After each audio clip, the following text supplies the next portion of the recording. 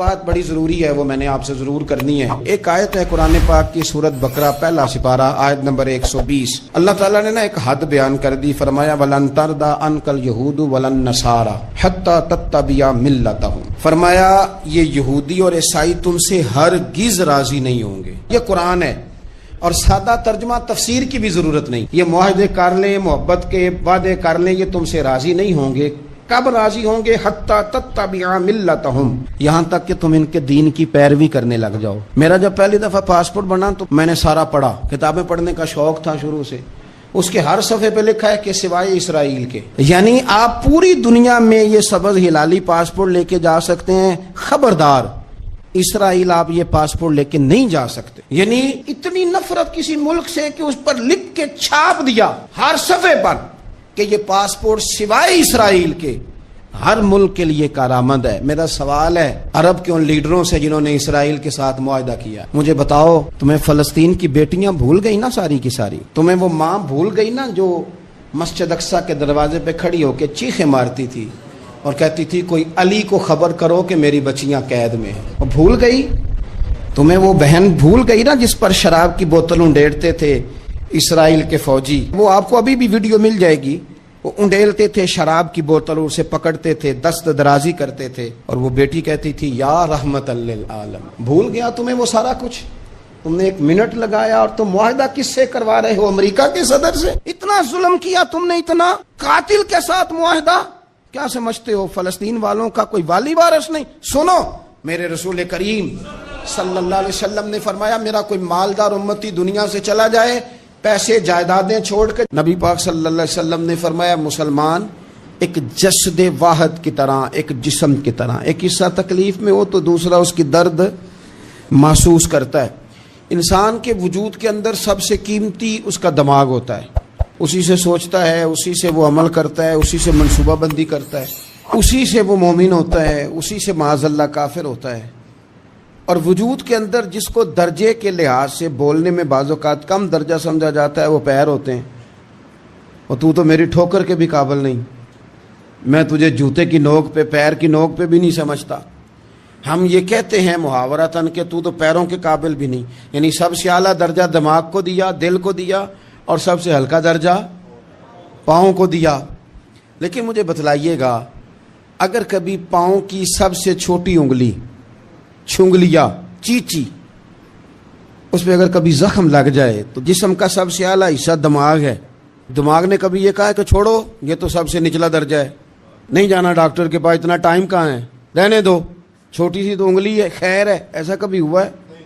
دماغ فوراً کہتا ہے کہ باقی کام بعد میں کریں گے، پہلے ڈاکٹر کا پتہ کرو، اس کو مرہم پٹی کراؤ، کیونکہ اسے پتہ ہے کہ اگر یہاں درد رہی تو باقی جسم میں بھی درد رہے گی۔ اور یہ بھی پتہ ہے دماغ کو کہ اگر میں نے یہاں علاج نہ کرایا انگلی کا تو کہیں پیر بھی سارا زخمی نہ ہو جائے، اور اگر پیر کا علاج نہ کرایا تو ٹانگیں اور باقی وجود تک بھی زخم نہ آ جائے۔ لہذا دماغ جلدی فیصلہ کرتا ہے، ٹیسٹ کرانے کا، چیک اپ کرانے کا، دوائی لینے کا، مرہم پٹی کا۔ اور میرے بھائی مسلمان ایک وجود کی طرح ہے، یہ تو ہو سکتا ہے کچھ مسلمان ملک غریب ہوں اور کچھ کے پاس تیل کے کنویں ہوں، کچھ کے پاس سونے کے پہاڑ ہوں، یہ تو ہو سکتا ہے کہ بعض اوقات یہ وہ سمجھ لیں کہ ہم اعلیٰ درجے کے ہیں، لیکن یہ یاد رکھیں اگر ایک جسم کی طرح ہیں، سوچتے ہیں اور ہیں، کیونکہ نبی پاک نے فرمایا ہے، اگر اس طرح سوچتے ہیں تو پھر میرا خیال ہے کہ جس طرح تیل کے کنویں والے کو اپنی درد ہوتی ہے نا، سونے کے پہاڑوں والے ملک کو جس طرح اپنی درد ہوتی ہے نا، اس طرح اسے کسی کو بیکارت کی نظر سے دیکھنا نہیں چاہیے، چونکہ جسد واحد ہے۔ اور جسد واحد میں اگر کوئی درجہ بڑا بھی رکھتا ہو کہ جناب ہمارے پاس ایک بڑی جگہ ہے، متبرک جگہ ہے، ہم بڑے ہیں، تو آپ بڑے ہیں، لیکن بڑا دماغی یہ فیصلہ کرتا ہے کہ بھائی وہ چھوٹا سا پیر کا حصہ زخمی ہے، جلدی کرو علاج کراؤ، لیکن بڑے دماغ والا کہے کہ میرا گھر تو محفوظ ہے۔ معراج کی بات کرنے کا تو اب وقت آیا ہے، اس لیے کہ معراج کا سارا واقعہ تو مسجد اقصیٰ کے گرد گھومتا ہے۔ سبحان الذی اسریٰ بعبدہ لیلا من المسجد الحرام الی المسجد الاقصیٰ، حضور نے معراج کی رات مسجد اقصیٰ میں نماز پڑھائی تھی۔ اور ایک بار پھر سے طیبہ سے فلسطین میں آ، راستہ دیکھتی ہے پھر مسجد اقصیٰ تیرا۔ ایک بار حضور گئے تھے مکے سے مسجد اقصیٰ، اور پھر حضور فرماتے ہیں جب میں واپس گیا نا تو کفار نے جو کہ مسجد اقصیٰ دیکھی ہوئی تھی تو مجھ سے پوچھنا شروع کر دیا کہ مسجد اقصیٰ کی کھڑکیاں کتنی ہیں، دروازے کتنے ہیں، پلر کتنے ہیں۔ جب انہوں نے سوال جواب کیے تو حضور فرماتے ہیں کہ رب کریم نے مسجد اقصیٰ کو اٹھا کے میرے سامنے رکھ دیا، میں دیکھتا جاتا تھا، بتاتا جاتا تھا، کہہ لوں بات کر لوں۔ ایک دفعہ حضور مکے سے مسجد اقصیٰ آئے اور ایک دفعہ مسجد اقصیٰ میرے نبی کی زیارت کے لیے مکے گئی، حضور کی زیارت کے لیے مکہ شریف گئی۔ او میرے نبی تو صرف کسی چیز کی طرف ایک دفعہ دیکھ لیں تو وہاں رحمت کے پھول کھلتے ہیں۔ مسجد اقصیٰ کی طرف منہ کر کے 17 مہینے میرے نبی نے نماز پڑھی ہے۔ مسلمانوں پتہ ہی کوئی نہیں، ہماری خبریں ہی اور ہیں، ہمارا درد ہی اور ہے، ہمیں پتہ ہی نہیں بم کہاں برس رہے ہیں، ہمیں یہ خبر ہی نہیں۔ اور میں اس دور میں تقریریں کر رہا ہوں جہاں سوتوں کو جگانا نہیں پڑتا، جاگتوں کو جگانا پڑتا ہے۔ سیانے لوگوں کو سمجھانا ہمارے ذمہ لگ گیا، کیا کریں؟ اس قوم کو سکھانا پڑتا ہے جسے پتہ سارا ہے لیکن جان بوجھ کے آنکھیں ہماری بند ہیں۔ یہ مولوی کو بات کرتا تو لوگ کہتے دیکھو مولوی گالی دیتا ہے، لیکن اگر قائد اعظم محمد علی جناح کہے کہ اسرائیل امریکہ کی ناجائز اولاد ہے تو پھر تو تمہیں ہضم کر لینا چاہیے نا، پھر تو لبرل کو بھی ہضم ہونا چاہیے نا کہ قائد اعظم نے کہا ہے، اور اس ناجائز بچے کو تم نے اتنی طاقتیں دے دی کہ وہ مسلمانوں کے قبلہ اول میں نماز پڑھنے والوں کو بھی نہ بخشے۔ کہاں گئی تمہاری وہ انسانی حقوق کی بڑی بڑی تنظیمیں، کدھر گئی؟ اور میرا پاکستانی میڈیا سے بھی سوال ہے، چند دن پہلے سیالکوٹ میں ایک واقعہ ہوا، ناانصافی ہو گئی جی، ناانصافی ہو گئی جی ایک بی بی کے ساتھ، ہر بندے نے شور مچایا، بڑے بڑے طوفان اٹھتے ہیں، کیوں ہوا جی کیوں ہوا؟ تو مسجد اقصیٰ کی توہین ہو گئی تو پھر طوفان کیوں نہیں اٹھا؟ ٹاک شو کیوں نہیں ہوئے؟ بحثیں کیوں نہیں ہوئی؟ میں اس موم بتی مافیا کا کیا کروں؟ ان لبرل لوگوں کا کیا کروں؟ ان کے سپورٹروں ووٹروں کا کیا کروں؟ ان سیاسی جماعتوں کے کارکنوں کو کیا نام دوں کہ جو ان فضول بحثوں میں تو وقت ضائع کرتے ہیں، اور وہ مسجد اقصیٰ جس کے بارے میں میرے نبی پاک صلی اللہ علیہ وسلم سے ایک صحابیہ نے پوچھا تھا، یا رسول اللہ مسجد اقصیٰ میں نماز پڑھنا کتنا کو بہتر ہے باقی نمازوں کے مقابلے میں؟ تو حضور نے فرمایا 1000 گنا بہتر ہے۔ بی بی عرض کرنے لگی سونیا میں جا تو نہیں سکتی، دل بڑا کرتا ہے۔ حضور نے فرمایا جا نہیں سکتی تو وہاں تیل ہی بھجوا دے، جس میں حاضری لگوانے کی حضور بات کریں جس مسجد میں۔ اور نبی پاک علیہ السلام نے فرمایا خاص کر کے سفر کرنا ہوا تو 3 مسجدوں کے لیے کرنا، ایک مسجد حرام بیت اللہ کے لیے، ایک مسجد نبوی کے لیے، اور تیسرا مسجد اقصیٰ کے لیے۔ بیت المقدس مسجد اقصیٰ معمولی جگہ نہیں، حضور نے فرمایا 3 سفر کرو تو سمجھنا ہم عبادت کر رہے ہیں۔ کون کون سے؟ فرمایا اگر بیت اللہ جاؤ تو عبادت سمجھ کے جانا، مسجد نبوی کی طرف جاؤ تو عبادت ہے، اور مسجد اقصیٰ کی طرف جاؤ تو یہ بھی عبادت ہے۔ اور فرمایا مسجد اقصیٰ میں جس نے ایک نماز پڑھی اسے 25,000 نمازوں کا ثواب ملے گا۔ اور میرے رسول پاک نے یہ وہ مسجد ہے جس کے ساتھ معراج شریف جڑا ہوا ہے۔ قرآن پاک نے کہا کہ اس مسجد میں سبحان الذی اسری بعبدہ لیلا من المسجد الحرام الی المسجد الاقصیٰ۔ مسلمانوں قرآن کہتا ہے کہ تمہارے معراج کی شان رسول پاک کی مسجد اقصیٰ سے جڑی ہے۔ جس محبوب کو رب معراج کرائے تو مسجد اقصیٰ میں لا کے کرائے۔ وہ جگہ معمولی جگہ ہے، وہ معمولی جگہ ہے مسجد اقصیٰ۔ نبی پاک نے وہاں نبیوں کی امامت کرائی، 17 مہینے اس مسجد کی طرف منہ کر کے تیرے اور میرے رسول نے نمازیں پڑھی۔ چھوٹی جگہ ہے، اور پوری دنیا کا مسلمان اسے چاہیے شرم سے گڑ جائے۔ ایک امریکہ کا صدر بول کے کہتا ہے کہ اسرائیل کو اجازت ہے اسے دارالحکومت بنائے، اور مسلمان حکمران بیان دے رہے ہیں ظالموں لٹیرو، تم اپنی سیاستیں چمکانے کے لیے پہلے ایک دوسرے کو گالیاں دیتے ہو، پھر اکٹھے بیٹھ جاتے ہو نمبرنگ کرنے کے لیے۔ تم دین کے اس مسئلے میں سارے اکٹھے کیوں نہیں بیٹھے؟ سارے پاکستان کے سیاستدانوں کو، علماء اور مشائخ کو چاہیے تھا ایک پیج پہ اکٹھے ہوتے، اکٹھے بیٹھ کے ایک بیان ہی دے دیتے، ایک بات ہی کر دیتے. پھر میرا سلوٹ ہے ترکی کے صدر کو، پھر میرا سلوٹ ہے ترکی کے صدر کو. اس نے بہت عرصہ پہلے کہا تھا مسجد اقصی میری خواب میں آئی تھی اور رو کے کہتی تھی آئے مجھے کوئی صلاح الدین ایوبی کا ماننے والا، کوئی آئے مجھے بچائے. کہتے میری خواب میں آئی تھی اور روتی تھی، کہتی تھی کوئی آئے. اور ایک شاعر نے کہا مسجد اقصی نبی پاک کو بھی بلاتی ہے، کہتی ہے ایک بار پھر طیبہ فلسطین میں آ، راستہ دیکھتی ہے پھر مسجد اقصی تیرا، ایک بار پھر سے طیبہ سے فلسطین میں آ، راستہ دیکھتی ہے پھر مسجد اقصی تیرا. کوئی بولا ہے نہیں اتنا مقدس مقام، چھوٹے چھوٹے بیانوں کہیں اکٹھے ہو جاؤ، میں بتاتا ہوں تمہیں مسئلے کا حل کیا ہے. میں بتاتا ہوں دو کام کرو. ایک کام وہ کرو جو حضرت سلمان فارسی نے کیا تھا، سنو سنو حل سنو مسئلے کا. میں چھوٹا آدمی ہوں پر حل سنو مسئلے کا. زندگی میں ایک کام مسلمان کر لے، جٹ بن کے، بٹ بن کے، رائی بن کے، پاکستانی، مصری، سعودی بن کے بڑا جی لیا. ایک کام وہ کرے جو حضرت سلمان نے کیا تھا. جب ایک کافر نے پوچھا آپ کا نام کیا ہے تو فرمایا میرا نام اسلام ہے. بولیے سارے میرا نام. کہا تمہارے باپ کا نام؟ فرمایا اسلام. دادا کا نام؟ کہا اسلام. پردادا کا نام؟ بازو تیرا توحید کی قوت سے کمی ہے، اسلام تیرا دیش ہے تو مصطفی ہے. ایک کام وہ کرو جو حضرت سلمان نے کیا تھا.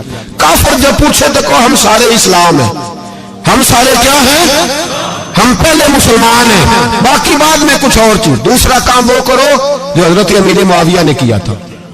سن لو یہ حال ہے اس مسئلے کا. سنو حضرت مولا علی شیر خدا رضی اللہ تعالیٰ عنہ اور جناب امیر معاویہ کی جنگ ہو رہی تھی، لڑائیاں ہو رہی تھی، اختلافات تھے، فوجیں بیٹھی تھی.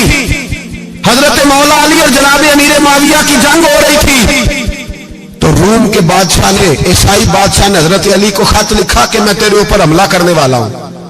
خط لکھا نا حضرت علی کو، تو جواب حضرت امیر معاویہ نے دیا. چاہیے تھا نا مولا علی جواب دیتے. حضرت امیر معاویہ بولے اور بول کے کہنے لگے اور روم کے کتے، ہم گھر میں جتنا مرضی لڑے، یہ نہ سمجھنا تو علی پہ حملہ کرے گا تو میں تماشا دیکھوں گا. فرمایا تو علی پہ حملہ کر تو صحیح، علی سپہ سالار ہوگا اور امیر معاویہ اس کا سپاہی ہوگا. گھر میں جتنا مرضی لڑے پر رسول اللہ کے نام پہ ہم اکٹھے ہو جایا کرتے. یہ رسول اللہ کا دین ہے، اس پہ ہم اکٹھے ہیں، یکجان ہیں. فرمایا علی سپہ سالار ہوگا اور امیر معاویہ سپاہی ہوگا، اکٹھے نکلیں گے اور کفر کو بتائیں گے کہ اگر تم مسلمانوں کی طرف دیکھو گے پھر ہم یکجان ہیں. پھر ہم بولیے پھر ہم گنبد خضرا کے سائے تلے ایک ہیں، ایک ہیں، ایک تھے اور ایک رہیں گے. اس لیے یہ دو کام اگر مسلمان کرے، دو کام ٹھیک ہے، اختلاف ہو گئے، بڑا کچھ ہو گیا، لیکن ان سے کہیں کہ جب تم آؤ گے تو پھر ہمیں علیحدہ علیحدہ نہیں پاؤ گے، پھر ہمیں تم اکٹھے پاؤ گے، اکٹھے میدان میں نکلیں گے. اور کوئی اتنی لمبی چوڑی بات نہیں. میں کیا کروں، میرا تو آئیڈیل بنتا جا رہا ہے طیب اردگان. عجیب بات ہے نا کہ اس کے پاس ایٹمی طاقت آپ سے کمزور ہے، آپ کی تگڑی ہے. اس کے پاس جو فوجی طاقتیں ہیں وہ اپنی جگہ پر، آپ کی فوجی طاقتوں کا لوہا مانتی ہے دنیا. لیکن پھر مجھے کہنے دو نا، میدان میں بندہ ایٹمی طاقت سے نہیں لڑتا، ایمان کی قوت سے لڑتا ہے. اور بول اٹھا ہے نا، کیا کر لیا اس نے اپنی پارلیمنٹ سے خطاب کیا ہے، مطالبہ ہے، علماء سے گزارش ہے، مشائخ سے گزارش ہے، ہر مکتبہ فکر کے آدمی سے گزارش ہے، علماء اور سیاستدانوں سے اپیل ہے کہ پارلیمنٹ کا مشترکہ اجلاس بلائیں. مشترکہ اس میں ہر سیاسی جماعت کا لیڈر بیٹھے اور اکٹھے بیٹھ کے ان کو یہ میسج دے کہ بازو تیرا توحید کی قوت سے قوی ہے، اسلام تیرا دیش ہے تو مصطفی. اور ان کو بتائیں کہ ہزاروں قومیں وجود میں آئیں، بہر میں خشک و تر کے رشتے سے ہم نے بنیاد دوستی رکھی، یاد خیر البشر کے رشتے سے. مسلمان ہی نہیں ہوتا. صلاح الدین ایوبی اپنے خیمے میں بیٹھے تھے، ایک بی بی آ گئی، اس قبیلے کا کوئی شخص مسلمان نہیں ہوتا. بی بی آئی، آ کے کہنے لگی میرے 4 بیٹے جنگ میں کھو گئے، چھوٹے چھوٹے بچے جنگ میں کھو گئے، مل نہیں رہے. فوجیوں کو حکم دے مجھے میرے بچے تلاش کر کے دیں. صلاح الدین ایوبی نے جج پر سر پہ امامہ باندھا، نیزہ پکڑا، سینے بند باندھا، اپنے جبے کو سمیٹا اور باہر کہنے لگی تو کدھر جا رہا ہے؟ کہنے لگا میں خود تیرے بچے تلاش کر کے دوں گا۔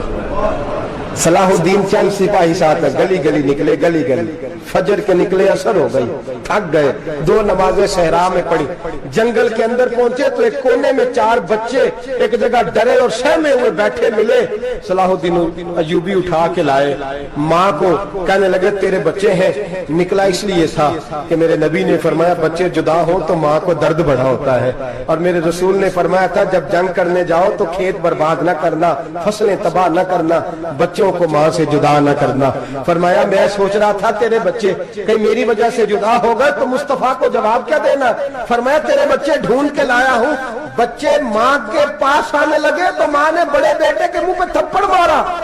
کہتا اماں کیا ہوا؟ کہنے لگے تو نے سنا نہیں کہ دشمن سے بچوں کی اتنی حفاظت کرتا ہے؟ میرے پاس نہ جا، اس کے قدموں میں بیٹھ جا، جس نبی کے غلام اتنے سچے ہیں وہ نبی کتنا سچا ہوگا۔ بنو قریظہ اور بنو نذیر 2 محلے تھے یہودیوں کے۔ یہودیوں نے بڑی عہد شکنی کی تو نبی پاک صلی اللہ علیہ وسلم نے ان کو بے دخل کر دیا، مدینے سے نکال دیا، مدینہ منورہ سے۔ یہودی نکل گئے مدینہ طیبہ سے، تو جب وہ نکل کے جا رہے تھے تو ان کے مکان، ان کے باغ، ان کی جائیدادیں بچ گئیں۔ نبی پاک علیہ السلام نے انصار مدینہ کو پہلے بلایا، جاگ رہے ہیں نا آپ لوگ؟ پیسے آتے کسی کو برے لگتے ہیں؟ اب تو یہ بھی حلال حرام کی تمیز بھی اٹھتی جا رہی ہے۔ جائیداد، باغ، مال، علاقہ خالی ہوا ہے، وہ چلے گئے اور لوگ تو ڈھونڈتے پھرتے ہیں۔ اللہ خیر فرمائے، شاملہ جگہ ملتی نہیں ان شہروں میں، وہ کس کس نے نام کرا لی، کدھر گئی ہے کوئی خبر ہی نہیں، خالی جگہ پڑی ہے۔ میرے نبی پاک علیہ السلام نے پہلے انصار مدینہ کو بلایا۔ حضور نے فرمایا انصاریوں بہت بڑی جائیدادیں یہودیوں کی، بنو نذیر اور بنو قریظہ محلے خالی ہو گئے، میرا دل کرتا ہے وہ تمہیں دے دوں، اس لیے کہ تم نے اپنے مہاجر بھائیوں کے ساتھ بڑا تعاون کیا، جائیدادیں تم نے دے دی ہیں، مکانات دے دیے ہیں، بڑا کچھ تم نے دیا ہے، میرا دل کرتا ہے وہ تمہارے نام کر دوں۔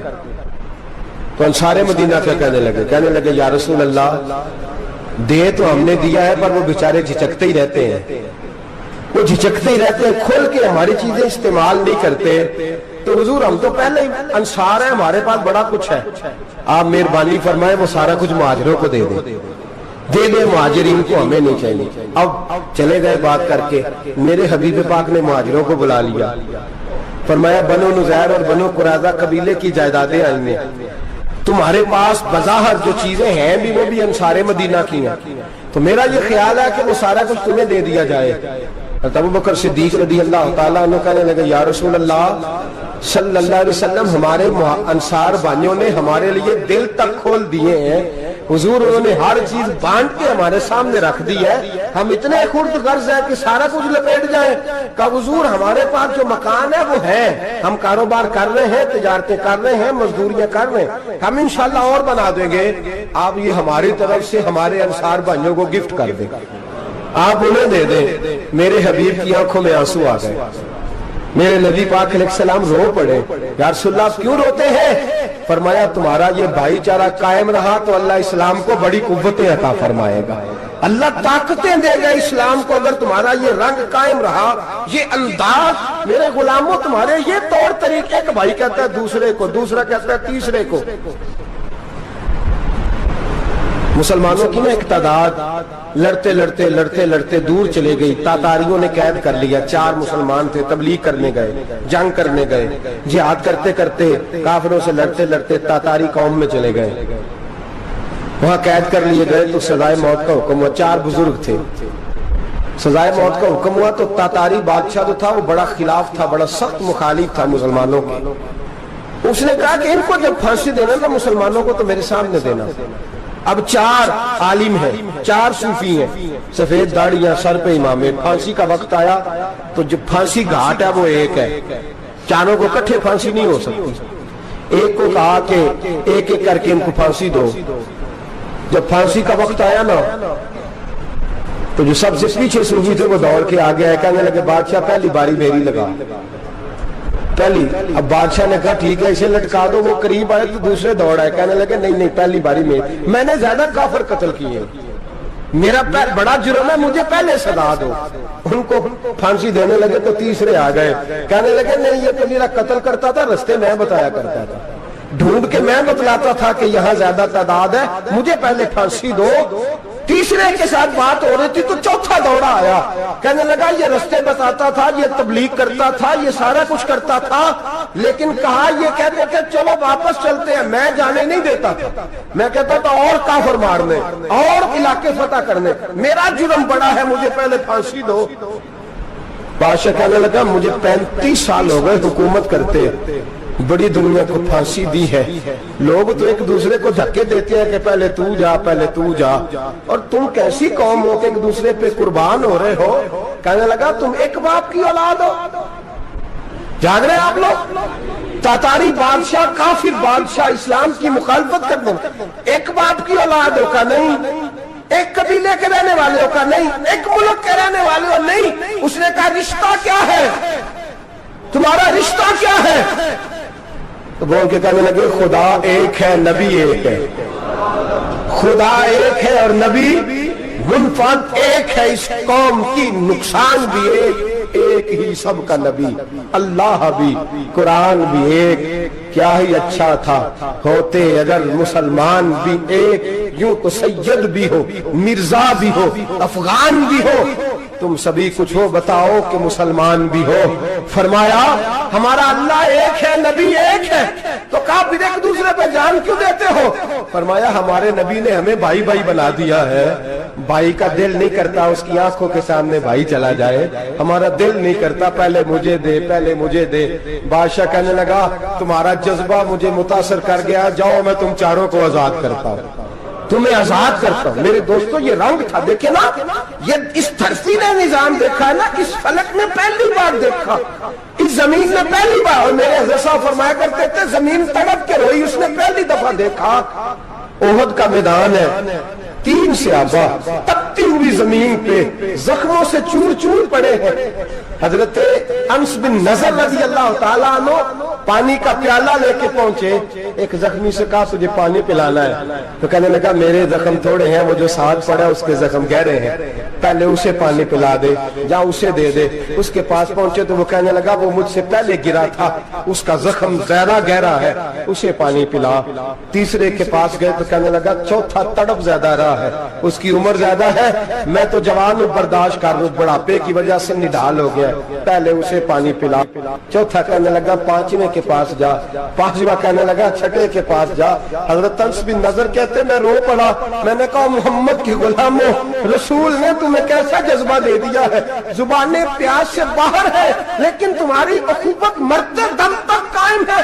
کہتے میں 7ویں کے پاس گیا تو کہنے لگا اگر 6 قربانی دے سکتے ہیں تو مجھے خود غرض نہ سمجھ, میں نے نہیں پانی پینا, جا پہلے کے پاس لے جا. کہتے میں پہلے کے پاس آیا تو روح پرواز کر گئی, دوسرے کے پاس آیا تو روح پرواز کر گئی, میں 7ویں تک آیا تو انتقال کر گئے. کہتے ہیں پانی کا پیالہ میں نے اٹھایا اور میں نے زمین پہ رکھا تو میں نے کہا پانی گھما رہنا, محمد کے غلام مر تو جاتے ہیں پر ایک دوسرے کا خیال بڑا رکھا کرتے ہیں, گھما رہنا یہ مر جایا کرتے لیکن ایک دوسرے کا درد. میرے دوستو لٹا ہوا برما, روتے ہوئے مسلمان, سسکیاں اور آہیں لیتی ہوئی مائیں پوچھتی ہیں اے خاصا اے خاصان رسول, وقت دعا ہے, امت پہ تیری آ کے عجب وقت پڑا ہے.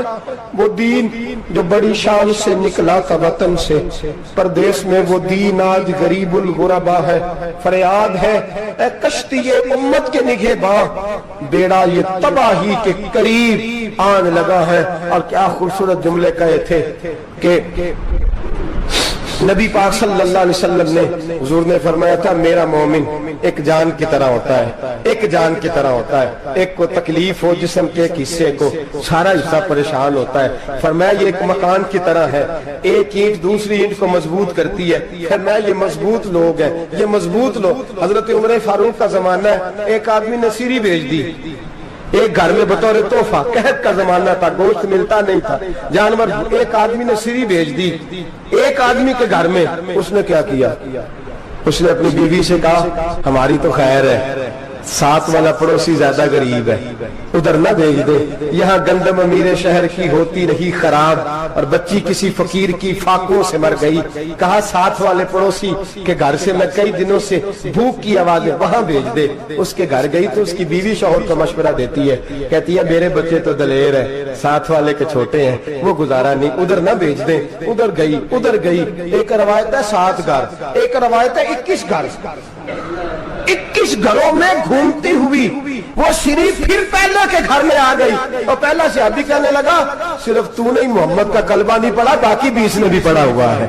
صرف تو نے ہی رسول اللہ سے یہ درس نہیں لیا، باقیوں نے بھی لیا ہے. اور صرف تیرے اندر ہی جذبہ اظہار نہیں، تو ہی صرف مسلمانوں سے پیار نہیں کرتی، سارے ہی پیار کرتے ہیں. وہ شریف پھر آ گئی. اب کیا کرنا ہے؟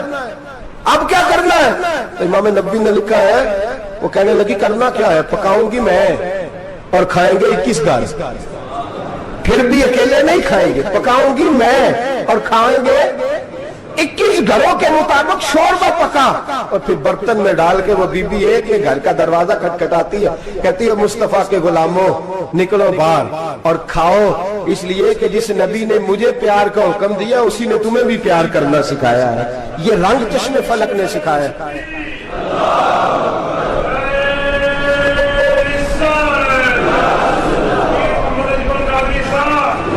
آپ کی بڑی مہربانی، زندہ باد وہی ہے جس کو اللہ رسول زندہ باد فرمائے. بڑی مہربانی، اللہ جزا دے. عرض یہ کرنے جا رہا تھا کہ رسول کریم صلی اللہ علیہ وسلم نے پیغام دیا امت کو. فرمایا دیکھیں نا کتنے بڑے لفظ ہیں.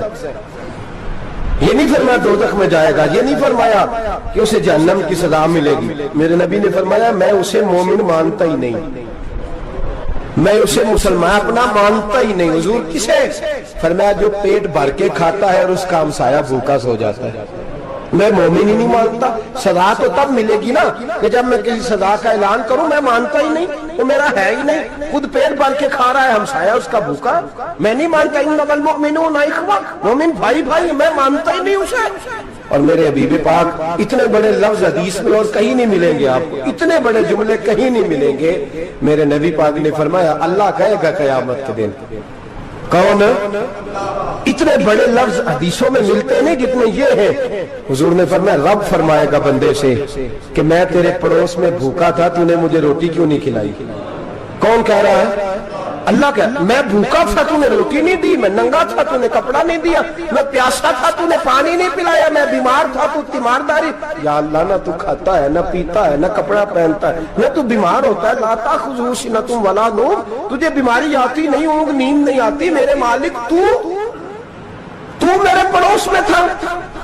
تو حضور فرماتے ہیں رب فرمائے گا وہ جو بندہ تیرے پڑوس میں بھوکا تھا تو بندہ تو میرا ہی تھا نا.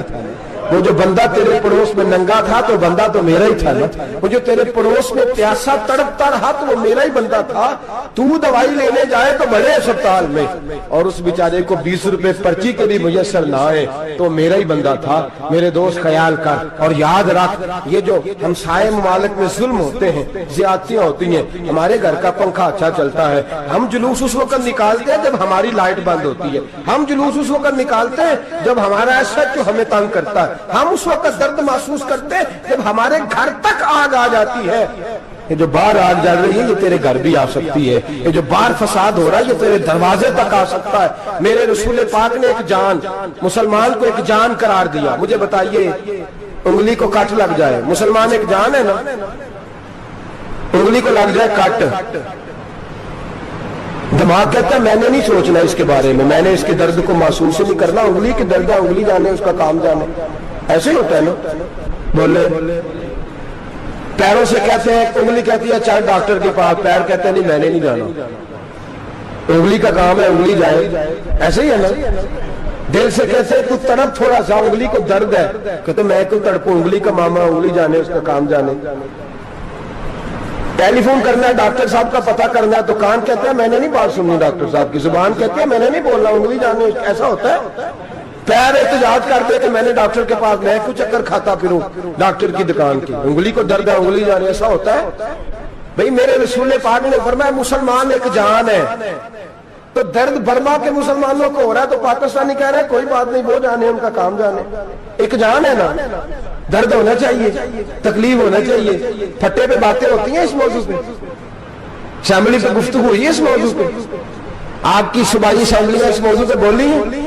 आपके काउंसिल इस मौजू पे बोले? हम तो अपनी अपनी सियासतें, अपने अपने तमाशे, अपने अपने चक्रों में लगे हुए।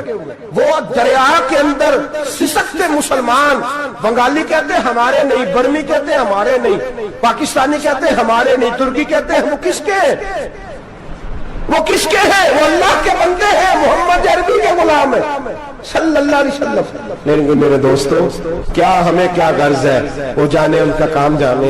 ये जब तेरे पैरों तक आग आएगी फिर तुझे पता चलेगा ये बड़ी सख्त आग है। आज जिस काफर ने बर्मा पर अरसा दराज तंग किया है, मुसलमान थोड़े थोड़े मुफाद लेने की खातर ना बनु अब्बास और बनु उमैया की जंग चल रही थी। बनु अब्बास जो थे वो गालिब आ गए, बनु उमैया जो थे उनकी हुकूमत खत्म हो गई। तो ईसाइयों ने बनु उमैया से कहा कि हम तुम्हारे साथ ताउन करते हैं, हम तुम्हारे साथ ताउन करते हैं और बनु अब्बास पे गलबा पाके तुम्हें हुकूमत दिलाते हैं। बनु उमैया बड़ी जद्दोजहद कर रहे थे बादशाही के लिए, लेकिन उन्होंने कहा कि हम लड़ रहे हैं, कोशिश कर रहे हैं, लेकिन हमें किसी काफिर की मदद की जरूरत नहीं। हम जितना मर्जी लड़े, लेकिन काफिरों के हाथे बनु अब्बास को मरवाने को हम तैयार नहीं। हमें खबरदार, तुम्हारा आपस का मामला है, हम खुद निमट लेंगे, तुम्हें इजाजत नहीं देते, तुम अंदर कूदो और कूद करके तुम फसादात पैदा करो और मुसलमानों के अंदर तकसीम करो।